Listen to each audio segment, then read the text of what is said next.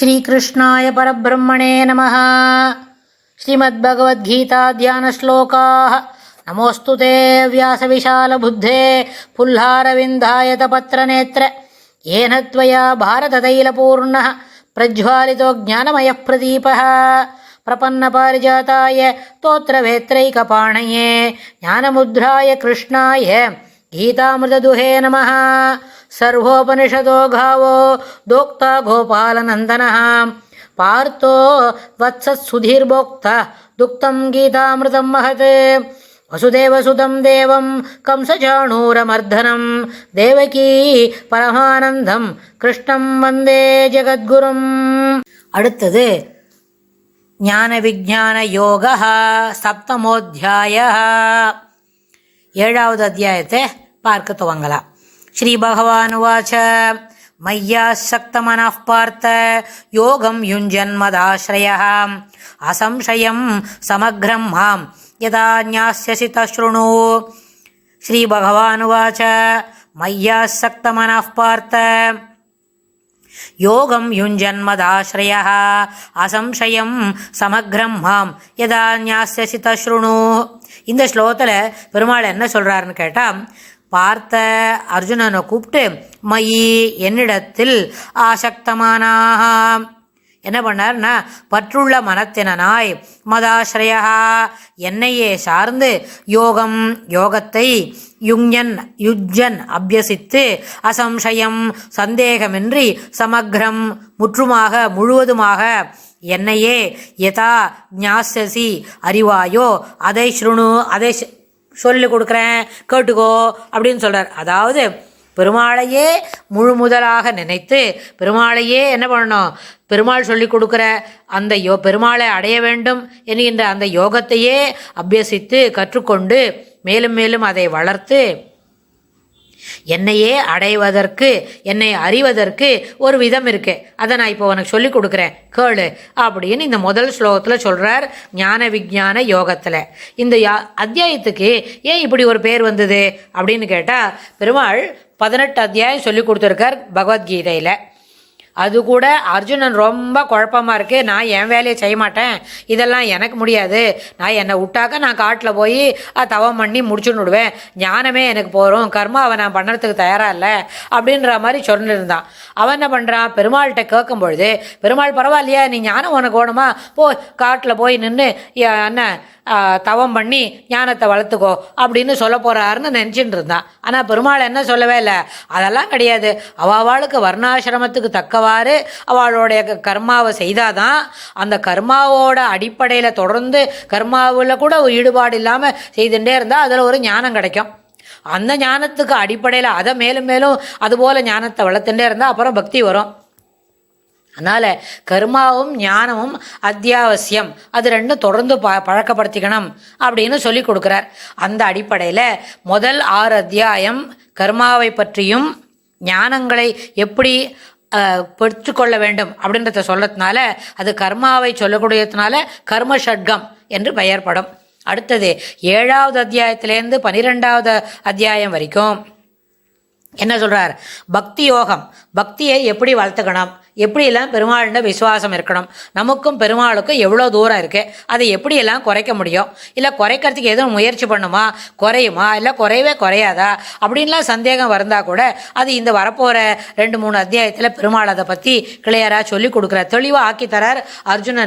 அர்ஜுனனுக்கு மட்டுமா தெளிவாக்குறார், நம்மளை போல் இருக்கிற சாதாரணப்பட்டவாளுக்கும் பெருமாள் அந்த பக்தி ஷட்கத்தில் 7லேருந்து 12 வரைக்கும் இருக்கிற அந்த 6 அத்தியாயத்தில் என்ன பக்தி ஷட்கம்னு சொல்லி அதில் எப்படி பக்தியை வளர்த்துக்கிறதுன்னு சொல்லி கொடுக்குறார். அப்புறம் கடைசி 6 ஷட்கங்கள் என்ன, ஞான ஷட்கம், அதை தான் நம்ம என்ன பண்ணிட்டோம், கொஞ்சம் விரிவாக நம்மளுக்கு தெரிஞ்ச அளவுக்கு பார்த்து முடிச்சிருக்கோம். அதனால் பக்தி ஷட்கத்தின் ஆரம்பமாகிய இந்த 7வது அத்தியாயத்தில் பக்தியின் அடிப்படையாக விஞ்ஞானத்துடன் கூடியவனாக பகவத் ஸ்வரூப ஞானம் உபதேசிக்கப்படுகிறது. ஆகையால் இந்த அத்தியாயம் ஞான விஞ்ஞான யோகம் எனப்படும். இந்த அத்தியாயத்தில் கீதார்த்த சங்கிரகம் எப்படி சொல்கிறார் அப்படின்னு சொன்னால், தேசிகர் சொல்கிறது நம்ம முதல்ல அந்த ஸ்லோகத்தை பாசுரத்தை பார்க்கலாம். தான் என்ற உண்மையை தன்றணி மாயையை மறைத்தன்மையும் மறைத்தமையும் தானன்றி மாயைதனை தவிர்ப்பான் விரகற்றமையும் மேல் நின்ற பக்தர்கள் நால்வரில் ஞானி தன் மேன்மைகளும் தேனின்ற செங்கழலான் தெளிவித்தனன் பார்த்தனுக்கே. இதெல்லாம் செங்கழலான், தேனின்ற செங்கழலான் யாரு? ஸ்ரீகிருஷ்ணர் எப்படி தெளிவுபடுத்தினார் அர்ஜுனனுக்கு அப்படின்னு கேட்டால், பக்தர்கள் நால்வரில் ஞானி தன் மேன்மைகளும், அதில் வரப்போகிற ஸ்லோகத்தில் சொல்ல போகிறார். அதாவது 4 பேர் எனக்கு ரொம்ப வேண்டப்பட்டவா, அதில் பக்தனுக்கு எனக்கு ரொம்ப இஷ்டம், அவன் சொல்கிறதுக்கு அவன் எங்கே நினைக்கிறானோ அந்த இடத்துல நான் போய் இருக்கணும்னு நினைப்பேன் அப்படின்னு. அதனால தான் ஒரு பிரபலமான ஒரு ஸ்லோகம் உண்டு. பெருமாள் என்ன சொல்கிறாருன்னா, நாகம் வாசாமி வைகுண்டே நயோகி ஹிருதயே ரவவ், நான் யோகியோட ஹிருதயத்தில் ரமிக்க மாட்டேன், வைகுண்டத்தில் இருக்கணும்னு எனக்கு நினைப்பு இருக்காது.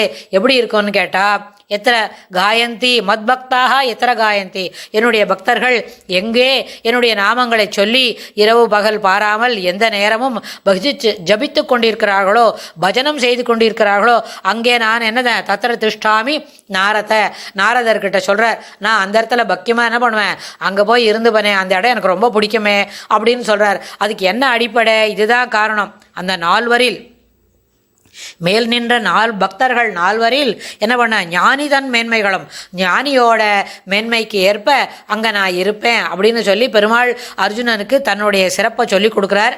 இந்த பாசுரம் ரொம்ப சிறப்பானது. இதற்குரிய கருத்துக்களை வரப்போகிற ஸ்லோகத்தில் நம்ம தொடர்ந்து பார்த்துட்டே வரலாம். என்ன, தானன்றி மாயதனை தவிர்ப்பான் விரகற்றயம், அதாவது பெருமாளை விட்டுட்டு அந்த மாயையிலேருந்து வெளியில் வர முடியாது. பெருமாளோட இருந்தால் தான், பெருமாளோட அனுகிரகம் நம்மளுக்கு இருந்தால் தான் இந்த மாயை இது வேற அது வேற, நம்ம வந்திருக்க காரியம் என்ன, வந்திருக்க இடத்துல வியாபாரம் பண்ணுறோமா இல்லை கருமாவை மட்டும் தொலைக்கிறோமா அப்படின்றதெல்லாம் யோசிக்கணும். அப்படின்னா அந்த அடிப்படையிலையும் இது என்னது, நம்மளோட அறியாமையை போக்கக்கூடியது. அதனால தான் அது ஞானம். அப்புறம் விஞ்ஞானம் அப்படின்னு சொன்னால் அதிலிருந்து சிறப்பு. இப்போ கையில் நம்ம என்னவோ வச்சுருக்கோம், வாழைப்பழம் வச்சுருக்கோம், இல்லை பால் இருக்குது அப்படின்னா, இந்த பாலை பார்த்தா, பால் அடியன் சாப்பிட்டதே இல்லை, பார்த்தது கூட இல்லை, ஆனால் பால் இப்படி இருக்குமாமே, நிறைய வெள்ளைன்னு இருக்குமாமே அப்படின்னு சொன்னால், வெள்ளைன்ற கலர் கூட தெரியாத இருக்கிறவனுக்கு அதை பற்றி பாலை பற்றி பேசுகிறான்னு சொன்னால் அவன் அஜ்ஞானி. பாலை பார்த்துருக்கான், பால் எப்படி கிடைக்கும் அப்படின்னு தோத்தம் சொல்ல தெரியும்னு வச்சுக்கோங்க, அவன் என்ன, அவனுக்கு ஞானம் அதுக்காக தெரிஞ்சுன்னுடுவான். ஆனால் அதுவே விஞ்ஞானம் என்பது என்னன்னு கேட்டால், அதை ருசி கண்டவன் விஞ்ஞானி. பால் எப்படி பசுக்கிட்டேருந்து கிடைக்கும், அது ரொம்ப நல்லாயிருக்கும், அதை காய்ச்சினா ரொம்ப சிறப்பாக இருக்கும், அதில் ஒரே ஒரு இனிப்பு சேர்த்தா நல்லாயிருக்கும், இன்னும் குங்குமப்பூ சேர்த்து பெருமாளுக்கு சமர்ப்பித்தா ரொம்ப சிறப்பாக இருக்கும் அப்படின்னு சொல்லி பாலோட ருசியை கண்டவன் விஞ்ஞானி. முதல்ல அஜ்ஞானியாக இருந்தால் கூட பாலை பார்க்காமே பால் இப்படி இருக்கும் அப்படி இருக்கும்னு சொல்கிறது வேற விஷயம்.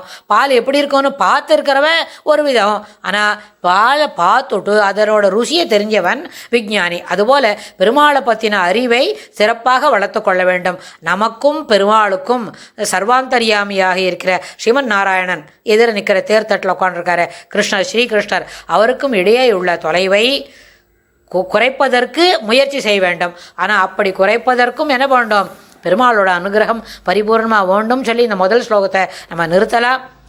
அதுக்கு அடுத்த ஸ்லோகத்தில் பெருமாள் இன்னும் என்ன சொல்லி கொடுக்குறார் அப்படின்றத பார்க்கலாம். ஸ்ரீ கிருஷ்ணாய துப்யம் நமஹ.